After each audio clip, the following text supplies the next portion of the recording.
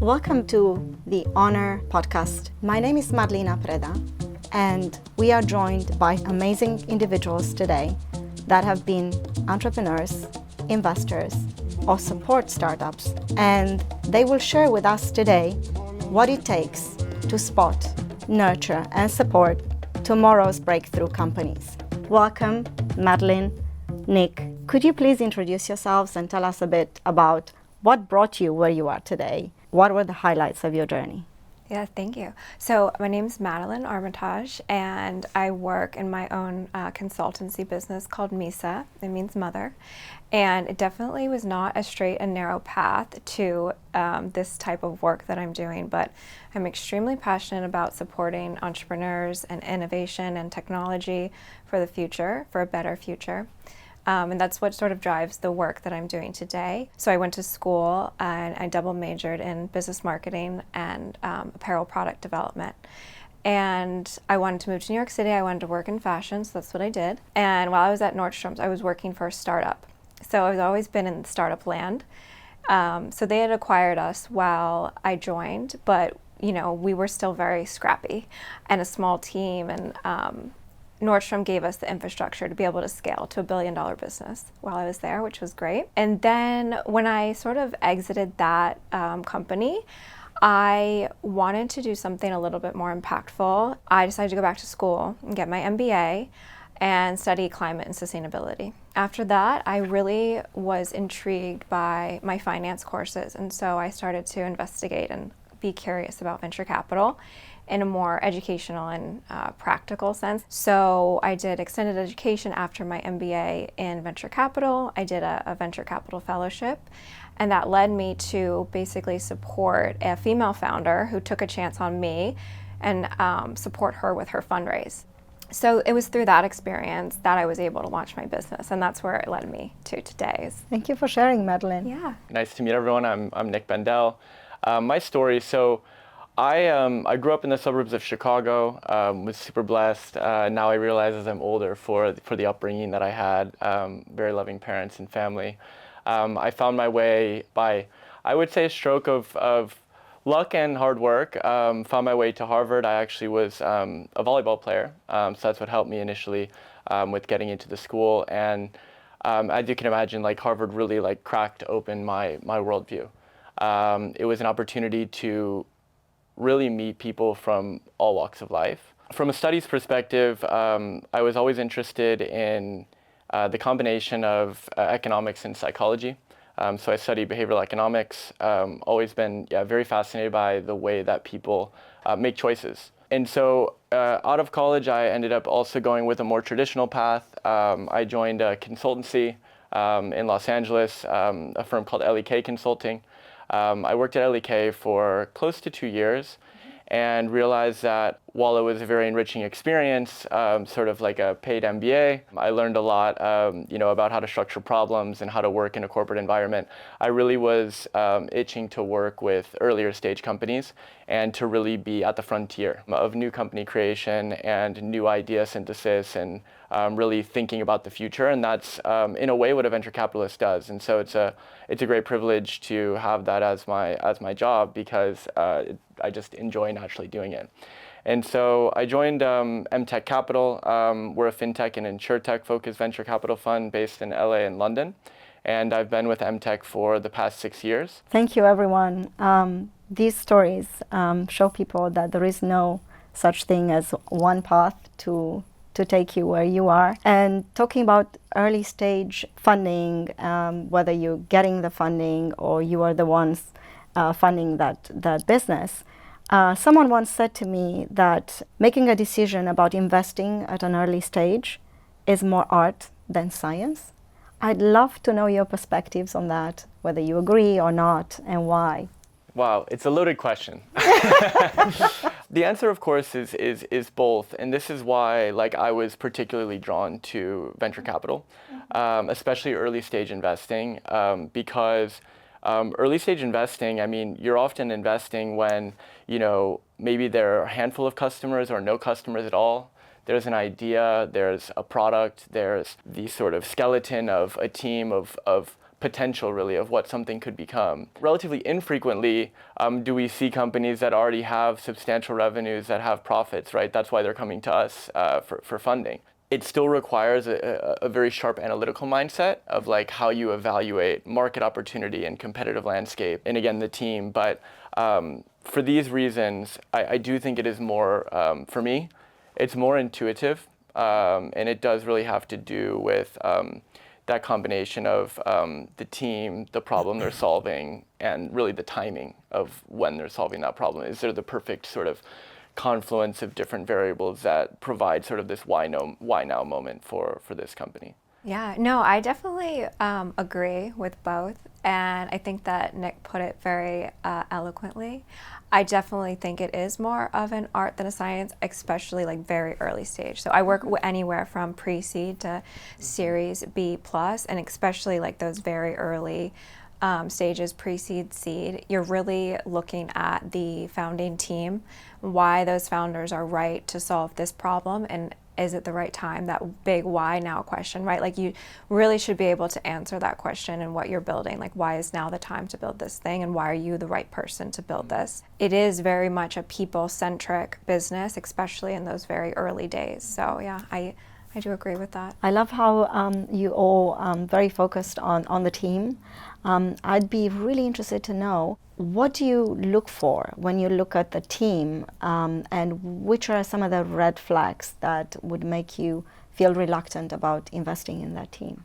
I think that taking venture capital dollars or taking investment from somebody, it's a very long relationship. Mm-hmm. You're going to be in business with these people for maybe 5-10 years. You know, I mean, if you're lucky, you exit before 5, but it's a very long relationship. Mm-hmm. So I think it's really critical that you get to know the people, the investors as a founder, or vice versa, if you're an investor, get to know the founders on a somewhat personal level, or at least understand the person's drive for why they're founding this company and what is the reason behind it, because things are going to get hard. Startups are hard. They're not easy, right? Or else everyone maybe would do that to get their big exit, their big payday, whatever. And entrepreneurship is hard. So there's going to be times throughout the business where either a founder is going to need to rely on the investor for support, or the investor is going to maybe have some pressure points that it's going to apply, like, looking at your numbers, like, why is there, these revenue numbers aren't working out the way that you said you projected, and all of that. So that's why I think the relationship is so important from the get-go. It is kind of like a marriage, and some of these contracts, and obligations, they can be a bit more difficult to break up than an actual marriage, right? So yeah, and it can get messy. So that's why I think from the get-go, it's really great to have, if you can, an investor-founder mix that's really strong, and that incentives are aligned. Some of the qualities I look for are like ambition, taste, and integrity. The one that I think has actually shown up a couple of times where there are red flags is around integrity. Mm-hmm. And the way that I think about integrity is sort of like doing what you say you're going to do when you say you're going to do it, right? Like, do you actually have follow through, or do you sort of make effectively false claims or promises? Mm-hmm. And I think that where I've run into issues is when you hear them tell the story multiple times, but there's specific omissions or additions of information depending on who the audience is. Or maybe when they talk to one person, they mention that their revenue figure or their prior financing history was one number, but then when you go back and check your notes, they didn't actually match. If someone is not being fully transparent, again, maybe about things inside their own company, right? I think that you can tell a lot by when you ask founders, like, further in the diligence process, harder questions of like, okay, like, we're gonna invest, like, we're leaning towards making this investment, but like, what should I know?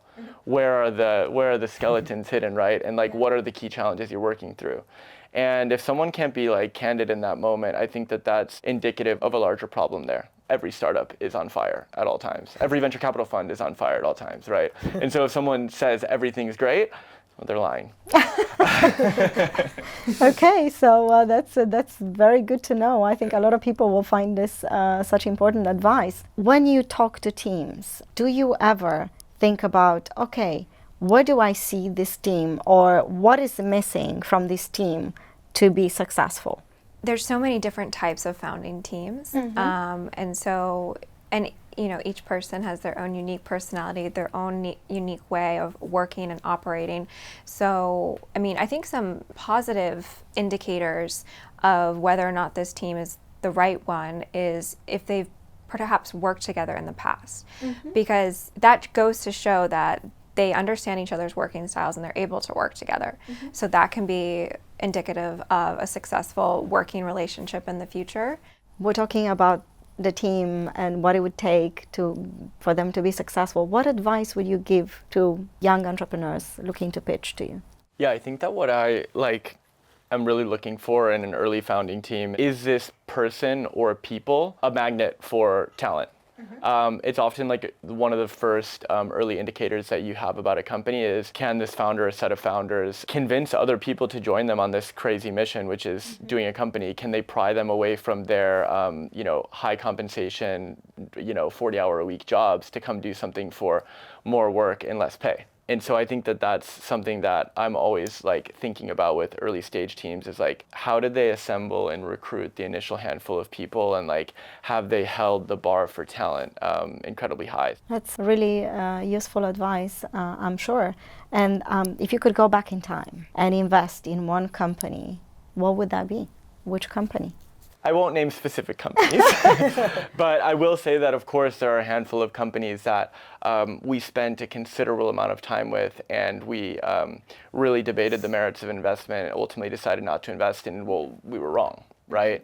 And what's important about that is that you learn from those mistakes, because like the business that we're in is it's a very hard business, and it's often like a lot of the returns are generated by very few number of companies. So sometimes you miss aspects about the founding team. Sometimes it's something that you really just missed the market.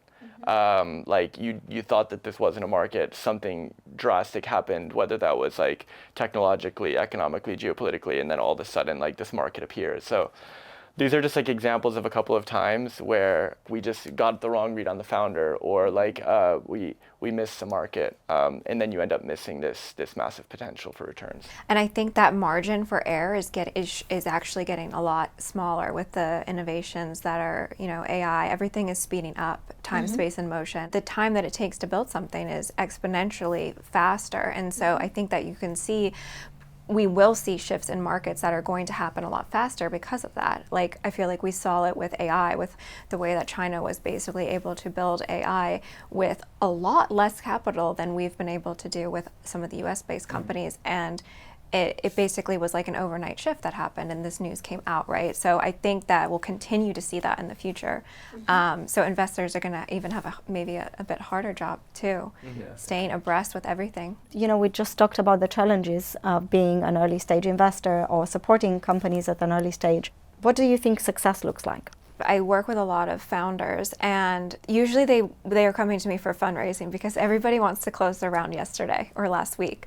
And so it's, there is this like urgency, I'm sure, as you guys experience in your funds. And founders get a lot of rejection. So they're you have to get maybe 100 no's until you get a yes, especially in the early stages, because like you're really not selling numbers of revenue, you're selling an idea.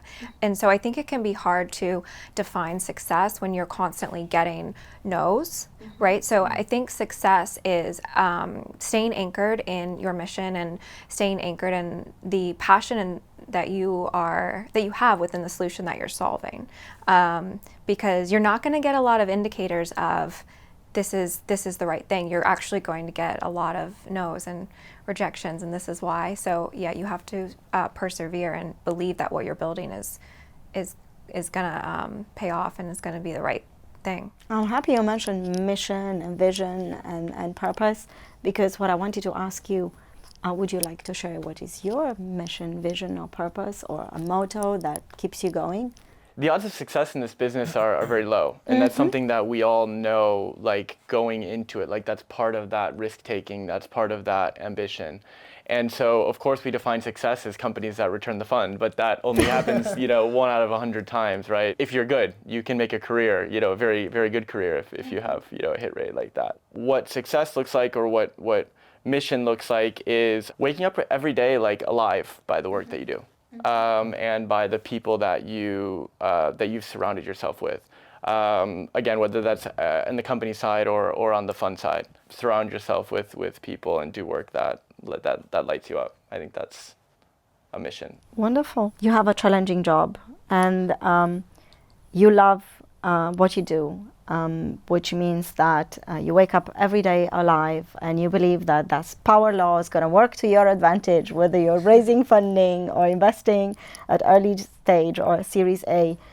You must have some fun sometimes, and I would love to ask you a couple of rapid fire questions about some of the fun things you do or you enjoy. And the first one would be, which song lifts your mood instantly when you're having a bit of a tough day? I really like the song "We Are Your Friends" by Justice. Oh. It like gets the energy up and Yep. reminds you that you have people on your team. Yes, we're your friends today. Yes. I really like Juicy, Notorious B.I.G. I mean, he's just nostalgia, and yeah, he's such a good voice. What makes you laugh instantly? A great inside joke is because of the fact that you can't explain it, just makes it special. Like me and my friends, literally we have these, our own language, right? And so I think that's, for me, what makes me laugh. I would have to say, dogs, I think, are really funny. Like dogs and babies, if they do something, they're very expressive, and they just, I don't know, yeah, they're fun to watch. I'm sure you all have a favorite dinner guest that you can have, good laugh with. Which would that be? Yeah, it would probably be Harari or Sam Harris. I would have to say Princess Diana.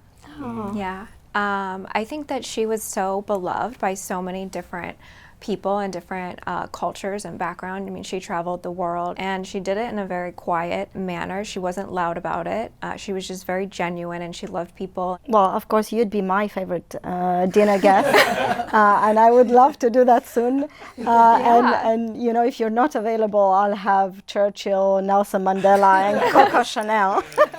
Oh, yes. All at the same time. I think that's going to make a very interesting conversation.